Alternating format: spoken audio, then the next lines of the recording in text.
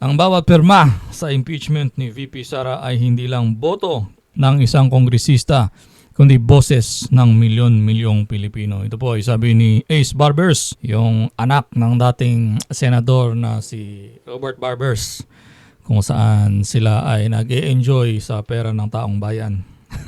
Ito po yung sinabi niya. Imagine milyon-milyon daw, boses daw ng milyon-milyong Pilipino yung pag-vote sa impeachment against VP Sara. I mean, vote for the impeachment of VP Sara. Now, gusto niyo bang malaman how to know kung boses ba talaga ng milyong-milyong Pilipino yung impeachment or kagustuhan ba ng milyong-milyong Pilipino ang impeachment ni VP Sara? The easiest way to figure it out is pumunta kayo sa Google. Diba? Punta kayo sa Google. Type nyo google.com. Kailan ba vinote si VP Sara as Vice President? Not the recent one, but the national election, which was halalan, was it 2022?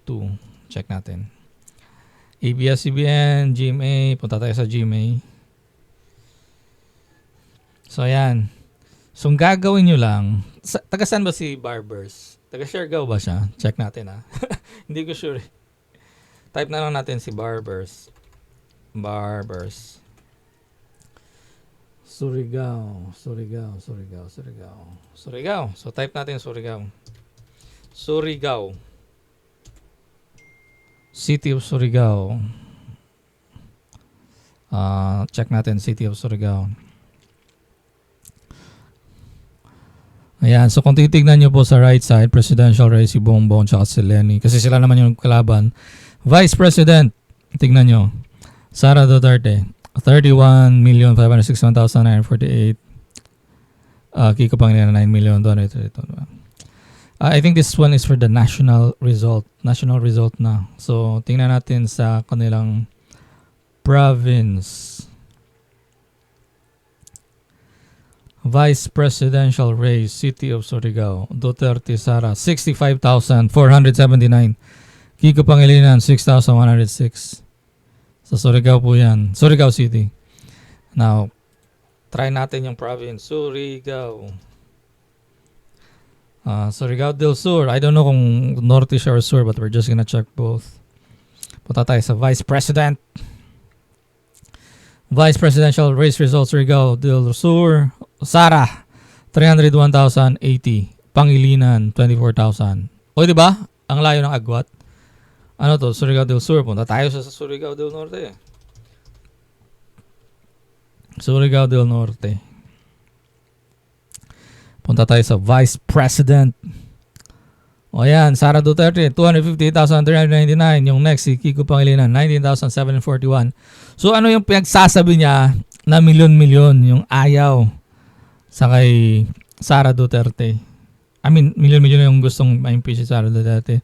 Based lamang sa resulto sa Surigao City, Surigao del Norte, Surigao del Sur, leading si Sara Duterte. Now, of course, sa national, yung buong result, 31,561,948. Kiko Pangilinan is 9 million. O, di ba ang layo ng agwat? Iyak nang iyak si Sharon Cuneta, si Shawi. Kasi talong-talo yung kanyang mister. Now, sino ba yung nagsasabi na kagustuhan ng mga Pilipino yung ma-impeach si Sara? Sino ba yung nagtago ng rapist? Sino yung nagtago ng rapist? Si Jervil. Di ba yung mister niya may rape case tapos tinago niya? Jervil Ruistro. Oops. Balik na lang tayo. Tagasan ba si Jervil Ruistro? Jinky, Crisel, Beatrix, Rizaldi, wala namang... taga Batangas. Yep, check natin yung Batangas. Vice President, Sara Duterte, 668,146. Kiko Pangilinan, 396,911. Okay, di ba? Hindi mo masasabing close fight kasi ang layo ng agwat. Sa Batangas ito Tagasan ba itong si Jervil? Batangas ba siya? Hindi ba siya tumakbo ngayon? Or nung 2022? Okay, so talagang tumakbo siya but Ba't wala yung pangalan niya? Ano ba yung totoong pangalan niya? Siya pala si Jinky. Kaya pala, ba't Jervil yung pangalan? Halatang wala akong kalam-alam sa kanya. So ito yung 2025. So punta tayo sa 2026. Jervil. Wala naman. Baka hindi siya tumakbo. Tama, hindi nga siya tumakbo. Hindi siya tumakbo ng 2022. Kasi walang Luis Tro. Ay, tumakbo pala. So tumakbo siya noong 2022. Check natin yung Vice President sa kanyang lugar. Oh, di ba? Ang layo po ng agwat. So yung mga nagsasabi na ano yun?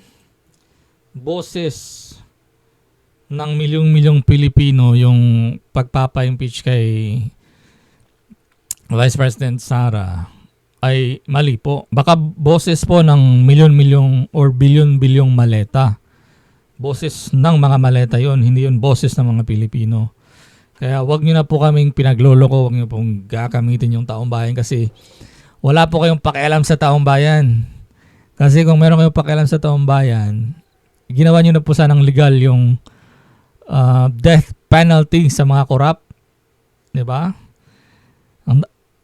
Ganon lang naman yung solusyon eh. Para hindi dumami yung mga korap, yung talagang totodasin mo para hindi na dumami.